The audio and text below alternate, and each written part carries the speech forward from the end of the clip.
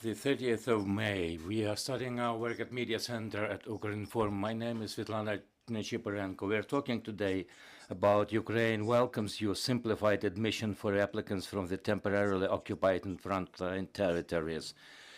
Our speakers are Yevhen Bondarenko, head of the Information Support Department of the President of Ukraine representation at the Crimea. Yevhen Maznev is the Executive Secretary at the Volodymyr Dahl University. Viktor Kuts coordinates the Educational Center of the Crimea-Ukraine for the admission at the Vernadsky University.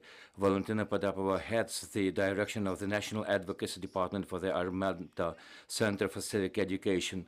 Violeta Artemchuk is the Chief Coordinator Director of the NGO Donbas SOS. Welcome. On the 1st of June, in 2 days' time, an admission campaign will begin. It will start earlier than a general admission campaign. That system will be facilitated as it has been since 2016. We have seen reports on the process and the public opinion of the universities, the reason being to define the main problems and the ways to solve those problems and to make this year's system of admission better. Mr. Yevgen, can I start with you? Why is it that the admission of the students and intake from the temporarily occupied territories is important for Ukraine? How will it help to assist in communicating with the territories? Thank you. It's an important topic, the admission of the students, for future students from the temporarily occupied territories. They represent a generation that will be educated, then they will join the government structure, they will start up their businesses, they will implement their vision of the future of the country.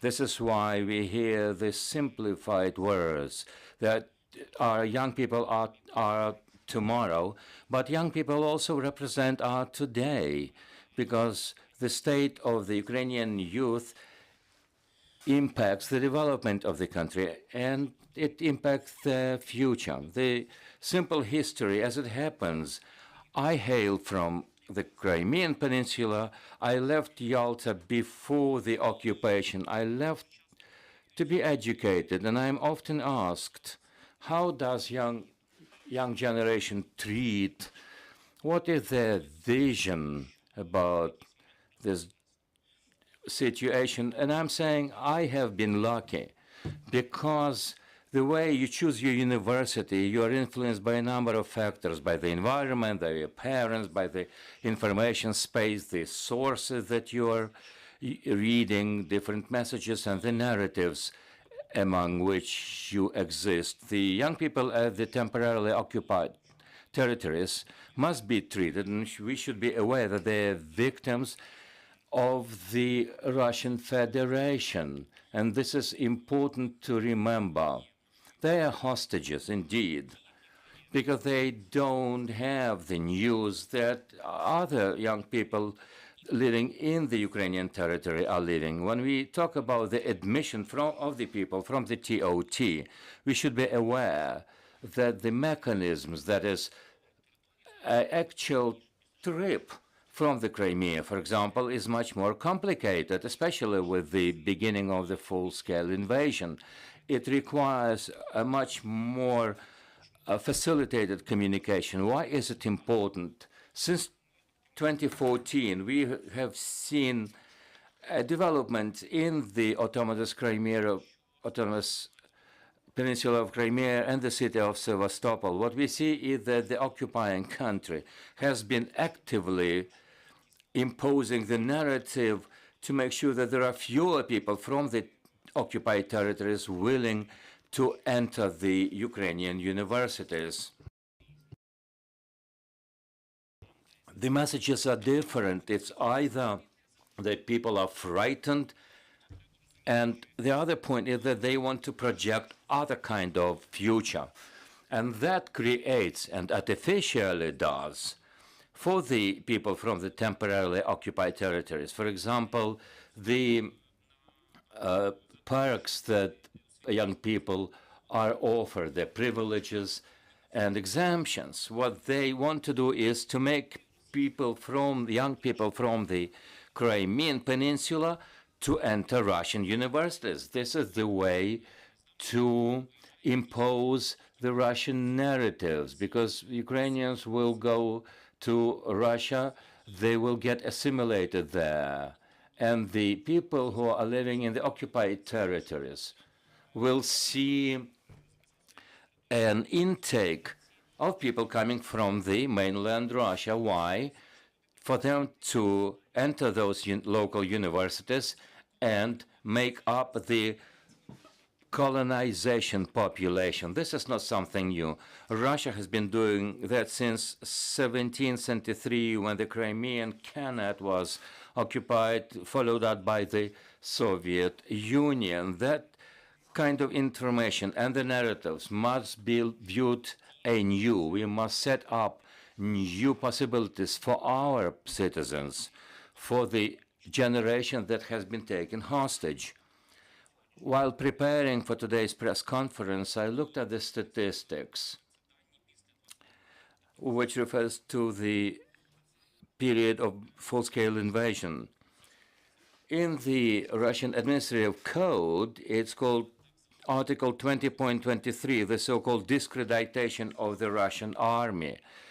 And according to the Russian Administrative and then Criminal Code, has been published in 2023, enveloping the Crimea Peninsula as well. Today, in this territory of Crimea, we have registered 802 cases when people are charged with the so-called discrediting of the Russian army. But effectively, that means that people are charged with their pro-Ukrainian position. Almost one-third, up to 50% of the cases, refer to the young people living in the occupation, but they are very active in their pro-Ukrainian worldview. And for these people also, we have to build up and sustain such communication for them to take advantage of their getting education in the Ukrainian universities. Thank you, sir. We are talking about the simplified, facilitated procedures for the TOT people and the frontline territories. I would like the next speaker to talk about the specifics of this procedure and how it is being effected.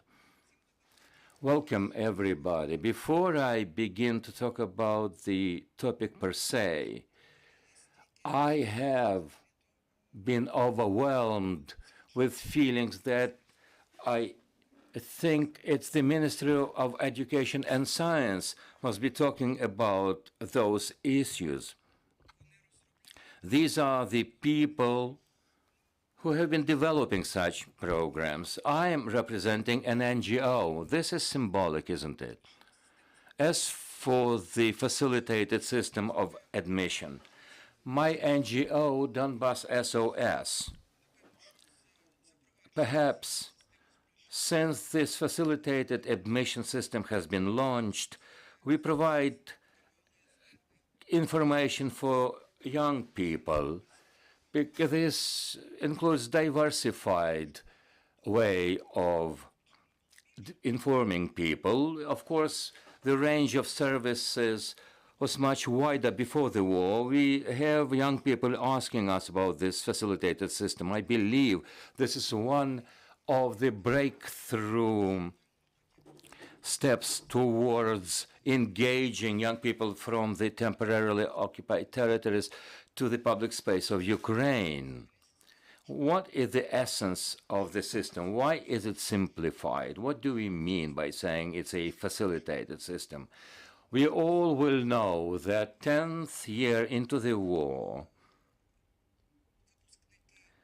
the people who have left schools in the occupied territory, if they're 16 years now, they were 10 years ago, naturally. They have passed a long way. At that time, they only entered the secondary school. Perhaps one of them was a first grader or the second grader. Unlike the situation in the newly occupied territories, as a rule, the situation used to be when the school children did not go to the Ukrainian schools. They had private tutors.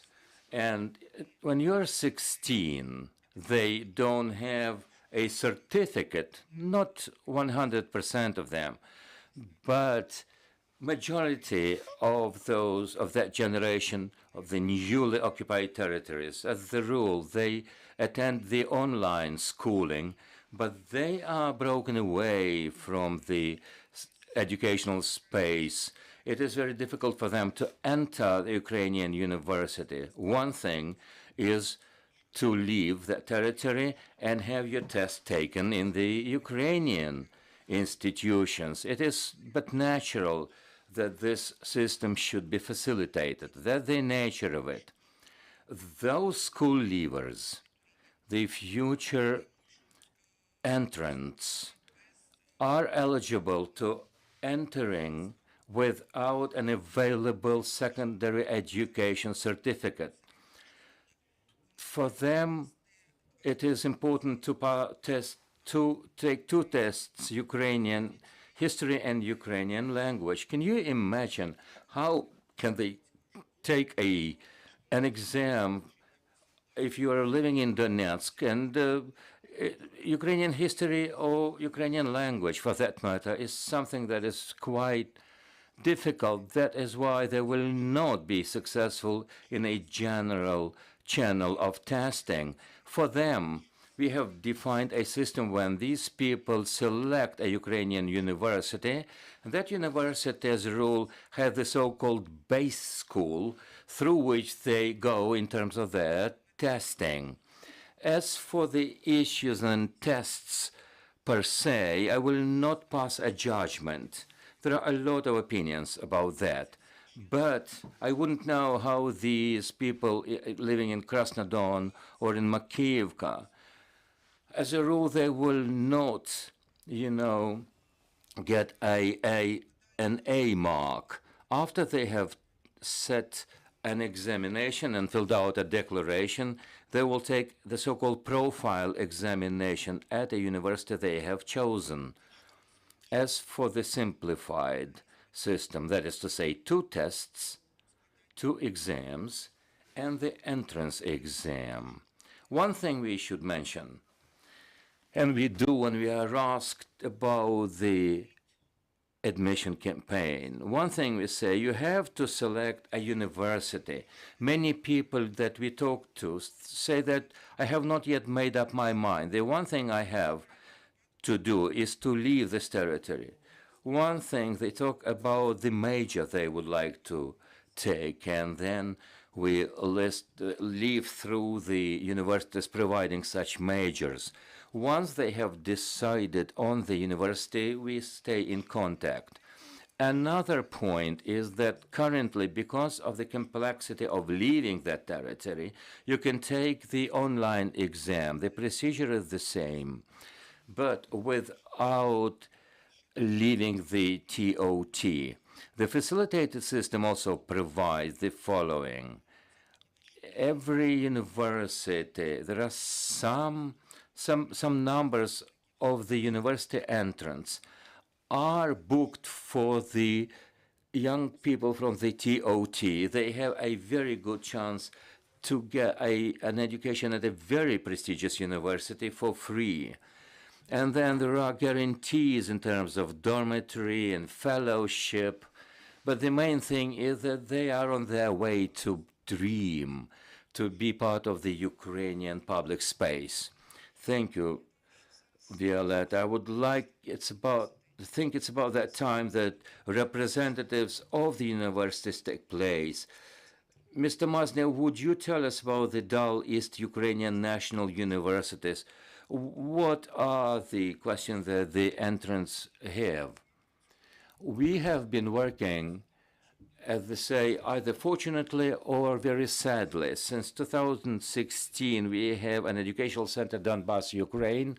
And I think it was in 2021, we had the center Donbas, Crimea, and the educational centers grow. Every university has now such educational centers. The main goal is to make sure that young people come from those territories. The statistics and our expertise, and I'm working with the entrance. What we have heard today is the old occupied territory. The number is decreasing. People are under the influence of propaganda. They don't know anything about Ukrainian life today. They live in that propaganda environment. Unfortunately, over last years, we have seen people coming from the territories where the hostilities are taking place, or territories that have been occupied over the last 2 years. We support all of them. The main question we have is that people are asking us, can we enter a Ukrainian university? What is the procedure? They're not only asking about the procedures of entrance. In majority of them, and the government helps them, is the matter of they will have to pay for their education, or the education will be granted by the state. You will know that not everybody can afford to pay for their education. So there is a great support from all universities, including ours. We provide a lot of information. This center of mine has started working. First period was consultation activities, because people wouldn't know what kind of documents were to be submitted. We've done a lot of steps on our way. It's the third entrance campaign that we are living through. People are able to provide their documents and submit their documents online, which is of great aid, of course. Until 2022, there was a possibility to leave the occupied territories with all the restrictions. People wouldn't tell us where they were going. But after the February of 2022, it's virtually impossible to cross the line of engagement. And of course, when we talk about the hostilities area, it's virtually impossible to leave that territory. In other words, conditionally speaking, there is not a schedule of testing that is set in stone. If we have a person who says that I can do it now, we will do our way to make sure that he or she passes. And once there is a window and chance for them to take such a test, they will be offered to have a test in Ukrainian language, history, or mathematics. It can be done online. You can submit your documents, and of course the entrance procedures will take place. And once the opportunity arrives, people come here, and then they will receive a place at the dormitory and keep on studying either online or coming to Ukraine. Thank you for this explanation.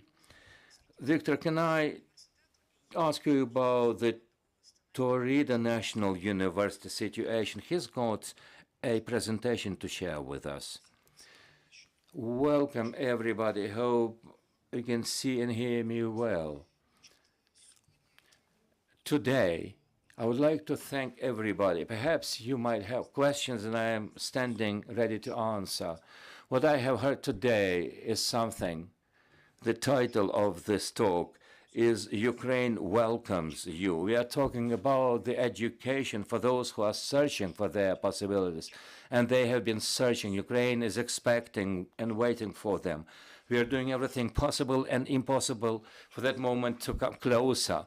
We have to learn to trust them. They have to learn to trust us. At our Taurida National University, named after Volodymyr Vernadsky, there's a positive environment in our treatment of people and students and entrants coming from Donbas and Crimea. We don't have those dividing lines between us and them.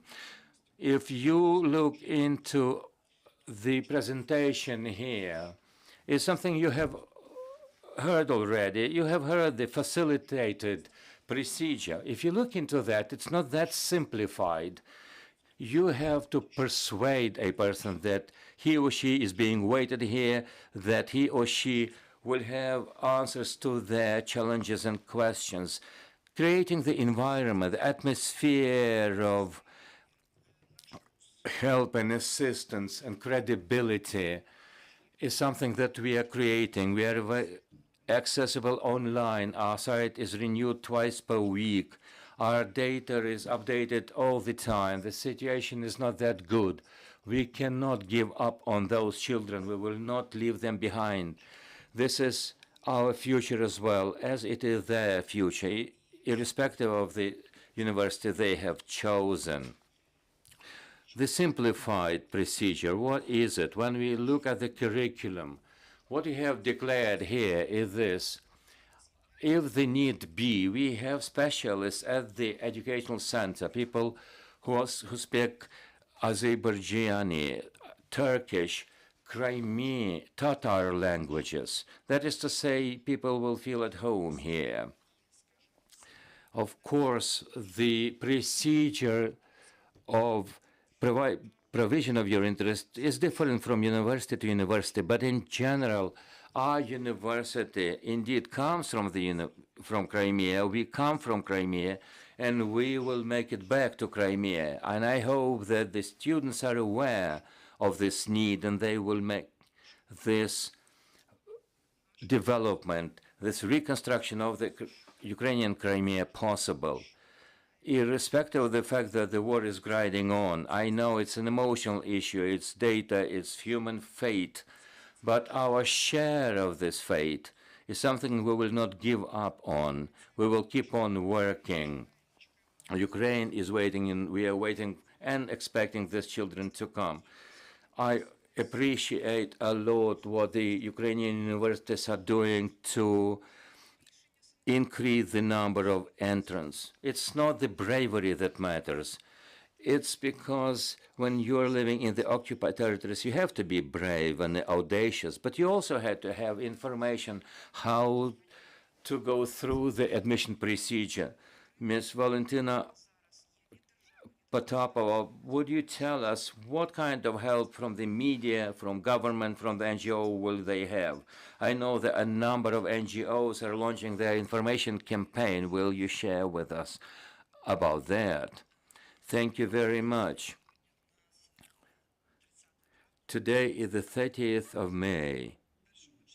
On the 1st of June, an admission campaign will be launched for the citizens of the temporarily occupied territories. It is important that today's event is a channel of spreading the word. It is important for me today that everybody who sees us, who will share this press conference, will get a message through to those who are restricted in their access to such information. This is a situation where all channels matters. Either you call it Ukraine is waiting for you, choose your future. These are two major messages we want to share with the people in the temporarily occupied territories. Unfortunately, in 2022, the temporarily occupied territories increased into twofold. It was 13%. Now, according to the information from the president, it's 26% of the territory of Ukraine being occupied.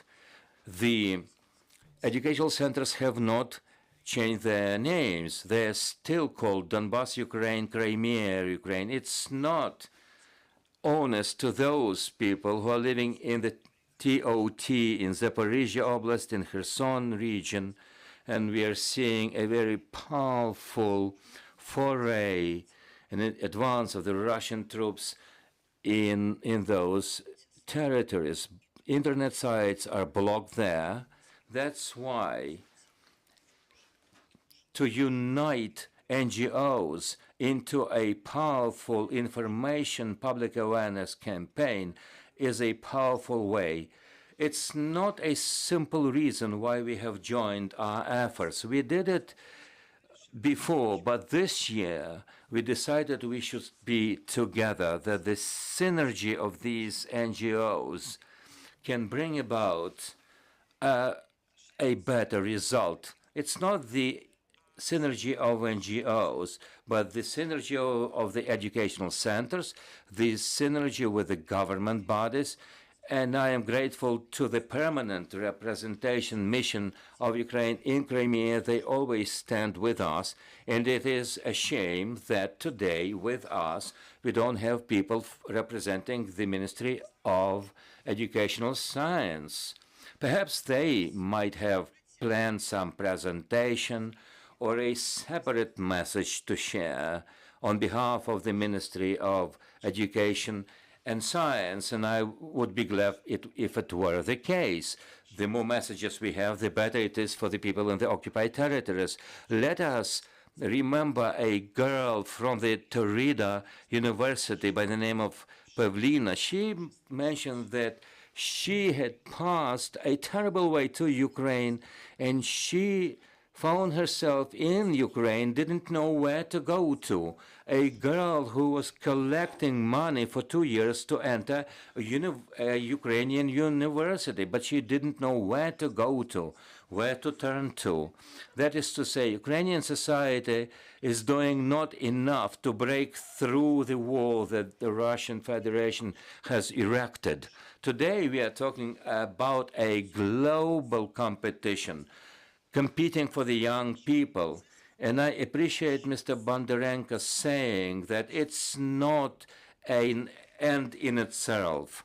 It's not a kid. It's not a entrant in the occupied territories selecting a university. It's a powerful politics of the Russian Federation to change the structure of the occupied territories, to take away the young people from the occupied territories for their own interest, to change their consciousness and worldview. This is why it is important for the Ukrainian state. It's a matter of state security. I would like to underline this. It's not about entrance per se. It's about the future. It's about the national security of this country. It is very important that this information campaign should be launched on the June the 1st, and today, on May the 30th, we are beginning to talk about this. We want this campaign to be joined by the whole Ukrainian society, because when we made a public opinion poll asking people, where did you get the information, the first thing they mentioned was sites of the educational center, sites of the universities. Second was the Ministry of Education sites. Who did support you? Who supported you? And first place was occupied by their parent, by their family, by their loved ones, by their friends. That is to say that, sadly enough, we cannot make sure that we are heard in the occupied territories. But the grapevine has not been cancelled. The words from the lips. I want to make sure that people who have relatives in the occupied territories to share this message. On our side, what we have done is the following. We've set up a website called Entrance 2024. Again, there's a plethora of NGOs that have joined their efforts. Here you can see such bookmarks where, in a simple, plain language, you can have the answers to the questions what people, young people from the occupied territories will face. The simplified procedure, how to provide your documents online format, that we have seen a breakthrough here, and we appreciate that. This is the procedure that takes into account the fact that the children in the occupied territories don't have Ukrainian passports. They don't have Ukrainian educational certificates. And this procedure gives them an opportunity through their educational scholastic declaration to provide such information. They will be included into the system when they are guaranteed a free education. But my point is that you need to take into account the timing, because you have to submit your documents when the government-sponsored programs are announced. You can do it later, but it's better to do within the time framework. You will be given a room in the dormitory, and according to our information, almost everyone applying for such a place are granted one. You also have a chance to join the European system through the international exchange programs. This will lead to a diploma recognized throughout the world. This is where I would like to delve into.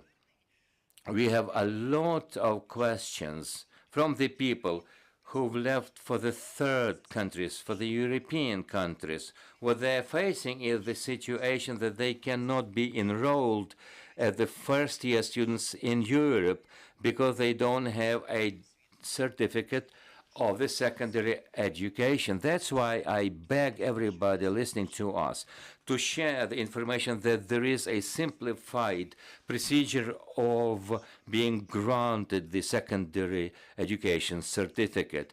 To find a job, it is very difficult when the diploma has been issued in the occupied territory. This is a paper, a document that will be effective somewhere in Krasnoyarsk in Russia, and anonymity is also guaranteed, and the safety and security of your data.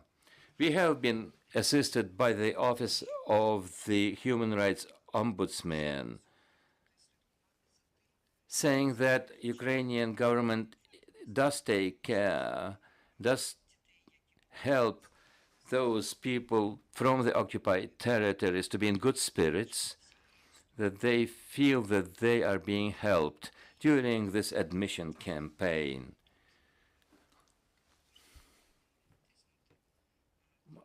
I thought I would click on this bookmark.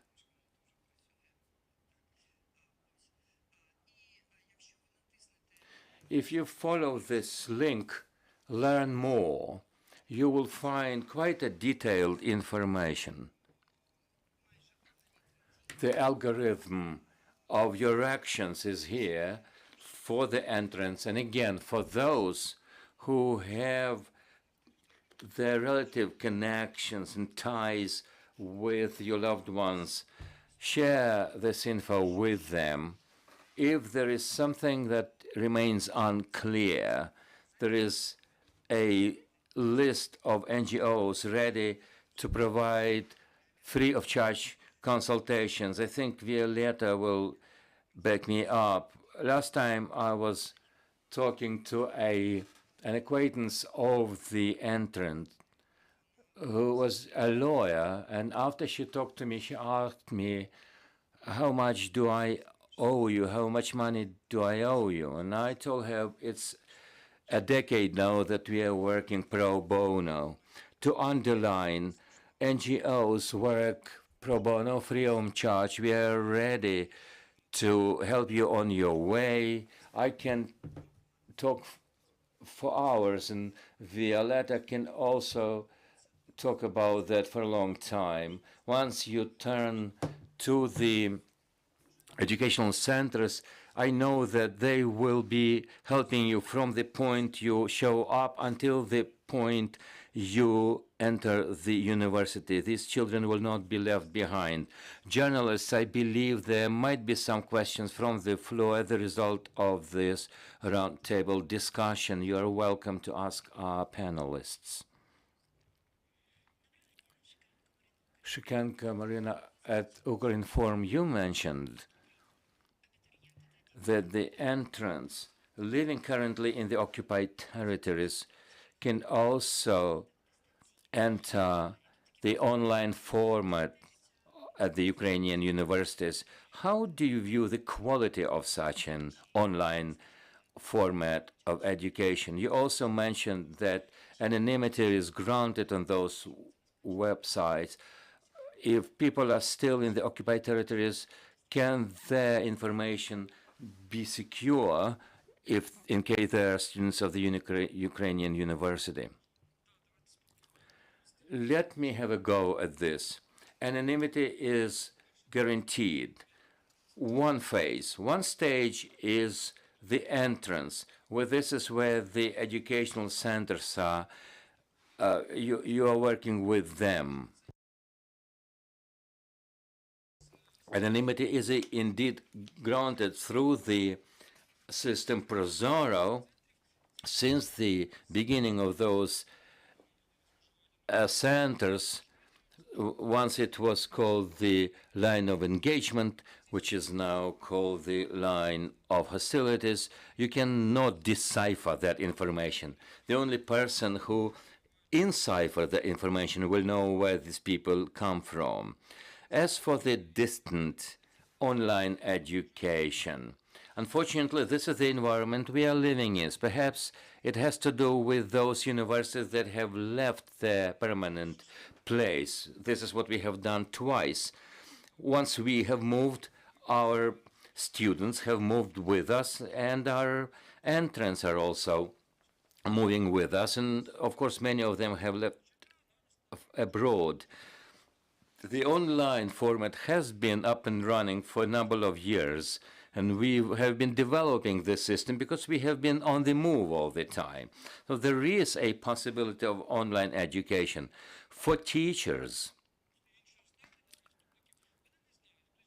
teachers don't know where their students come from.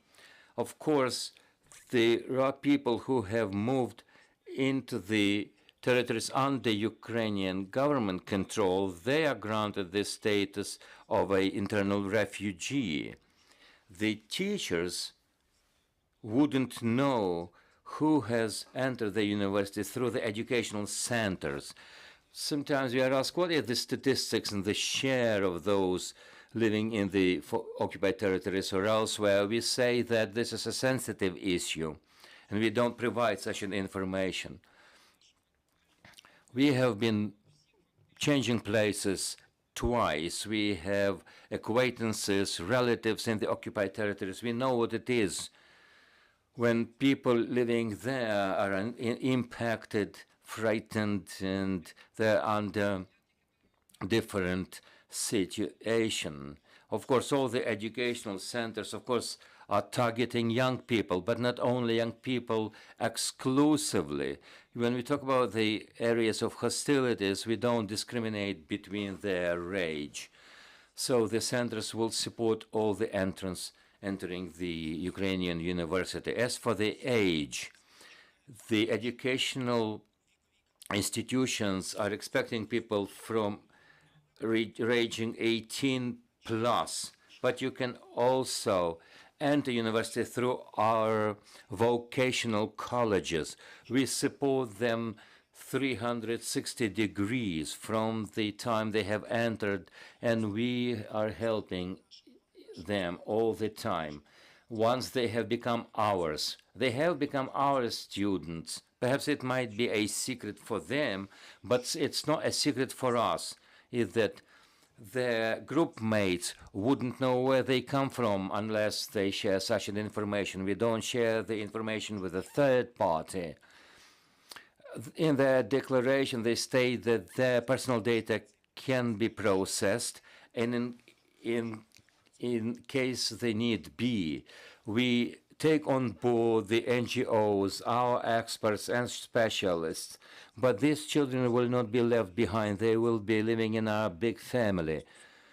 As for the vocational colleges, it should be noted that the entrants who are likely to have problems with their documents, you can enter for the curriculum of the vocational education, that is grade number 9. And these college students will be encouraged to enter as sophomores or tertiary of our university. Thank you. Do we have more questions from journalists? Otherwise, I have a question. At the very inception of this talk, I mentioned that monitoring has been done among the people coming from the TOTs. What problems have been singled out as the result of this monitoring and public opinion polls, and what are the ways towards solving such issues? Perhaps this is a question for the NGOs. The major challenge is accessibility of information. And this is because the websites are blocked. The government websites are blocked 100%. If you take advantage of the VPN, the provider is analyzing that and recording it, and then you are asked to have a chat with the FSB people to explain to them why you visited such websites. It's a situation of terror. The channel, unfortunately, must be the word of the mouth.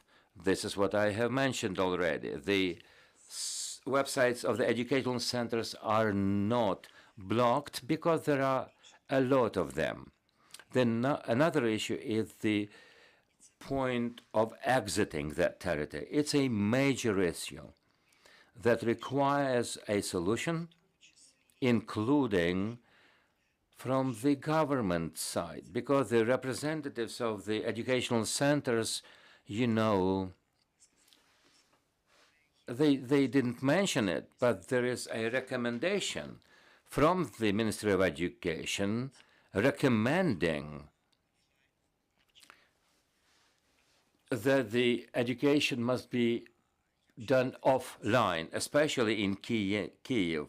In Kharkiv, the situation is different. You can have an online education, and children cannot go to the offline schools because they cannot leave the temporarily occupied territories. And we know examples when people were made dropouts. And let me remind you about Evelina.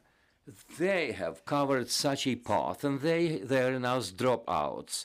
This is a sad situation. We must provide a solution to such things. According to Decree 271, these people have to submit a paper document within 3 months. Unless a person has not left that territory, he or she cannot provide a paper documentation. Although people from the government claim that 271 decree does not write it exclusively that you have to leave the territory, and I'm asking them, how do you provide paper documents unless you have left the territory? There is no Ukrainian post or new post available in the Crimean Peninsula. This is the second major problem, and it doesn't have anything to do with the activities of the educational centers. This is a decision to be taken by the state. A third issue is financial welfare of those who have made up their mind to leave the TOT. According to our polls, almost 50% of these children who have exited the occupied territories, who have been given places at the dormitories, their financial welfare is south of 8,000 hryvnias per month. I can't imagine what kind of food they have. This money is only enough for your fare on the public transportation and your food. They have to start working since day one of their education. Until 2014, I taught at a Crimea University, and when my students began working as a freshman, and I told them, this is not impossible. when you are first year and second year, you have to study. You can begin looking for a job once you have become a tertiary student. First year, you should concentrate on the quality of education. You will not be able to leap into the university environment once you have found a job when you are first year student. This is a situation that must be resolved. And all the NGOs tend to believe, and I am a spokesperson for them today, a special state-run program must be there in place, financing, perhaps with the international donors, but a special program targeting children exiting the TOT and entering the Ukrainian university. Only then will we be able to solve the problem of exiting. Today, leaving the temporarily occupied territories is difficult because they don't know where to go. They are not in a place to take such a risk, and their parents cannot support them financially. There are no remits of money, way of money remits from the occupied territory. There are other issues, but these are three major things that I thought I would focus on. Thank you very much. I thank all the participants of this Rival Talk discussion. I believe that your efforts and ours will help to break down that wall that Russia has created.